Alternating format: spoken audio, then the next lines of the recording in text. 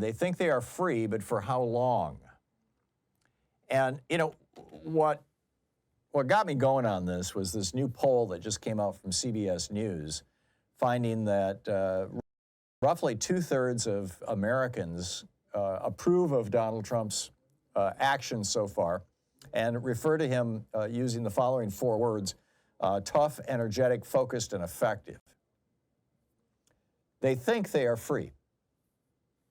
I mean, you know, white people approving of Trump's actions to marginalize minorities, gut the federal government, hack and sue media outlets and reporters.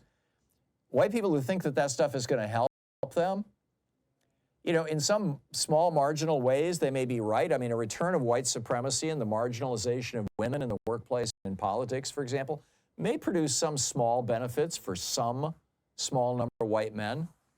But there's a huge price to be paid for this in terms of what we used to refer to as freedom. I mean, you know, Trump is going to have to do some serious stuff to reverse 100 years of progress on civil rights, women's rights, workers' rights.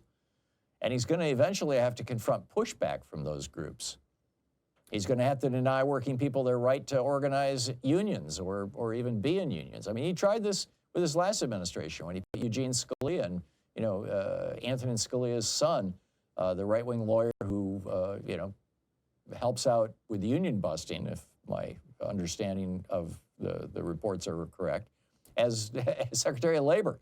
And, you know, same thing this time around. I mean, he's got another labor secretary. He's going to have to restrict the ability of poor and middle-class people to rise above their economic stations through education by keeping education, higher education, obscenely expensive. All of those things eventually harm the middle class, and he's already started on every one of them, but it gets worse than that. I mean, as our freedoms are taken away and our government is turned into a one-party state, governance that assists the majority of the people begins to vanish. The freedom of speech goes away. Eventually, society basically turns cold as Trump's authoritarianism hardens the national zeitgeist. Here's some examples of what he's already done. Politicians can only advance or even hold on to their offices if they unceasingly praise dear leader Trump. And now they've even taken this to FBI agents who won't get hired unless they say that, you know, on this form that January 6th was an inside job, the 2020 election was stolen from Trump, and the real patriots on January 6th were the rioters who killed police officers, not the police or politicians.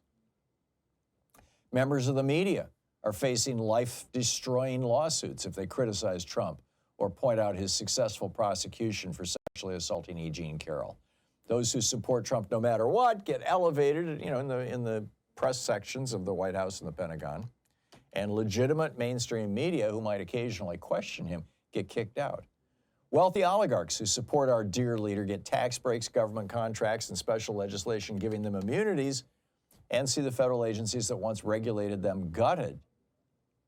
Judges, prosecutors, and reporters who challenge or expose dear leader's criminality are doxxed, threatened, and attacked on social media, making their lives both miserable and dangerous.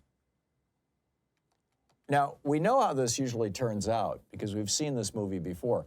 In the last 30, 40, 50 years, Putin's Russia, Orban's Hungary, Duterte's Philippines, Pinochet's Chile, Bukele's El Salvador, El Sisi's Egypt, Erdogan's Turkey, Chavez's Venezuela, Lukashenko's Belarus, Ortega's Nicaragua, Prayut's Thailand, Saeed's Tunisia, Modi's India. I mean, you know, we've seen this shift toward authoritarianism in all these countries. And almost a century ago, we saw it played out for the first time in modern history in Spain, Japan, Italy, and Germany. Back in the day, a fellow by the name of Milton Mayer, he was an American Jew of German ancestry. He was a brilliant writer. He worked for one of the major Chicago newspapers. I believe it was the Chicago Sun. But don't quote me on that. He went to Germany 7 years after Hitler's fall and befriended 10 average Germans, asking each one of them. And he wrote this book. They thought they were free about it. It was first published in 1955. So, you know, he asked them, doesn't a nation rise up and protest the destruction of its own democracy? Don't people pour into the streets? And this college professor that he interviewed said, You see, one doesn't see exactly where or how to move. Believe me, this is true.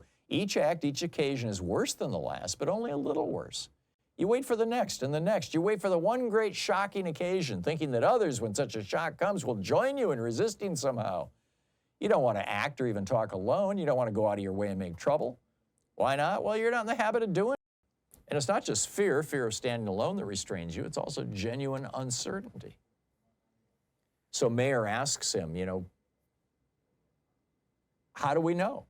Is there a sudden proclamation by dear leader that the country is now officially fascist? This is what the college professor told him. But of course, this isn't the way it happens.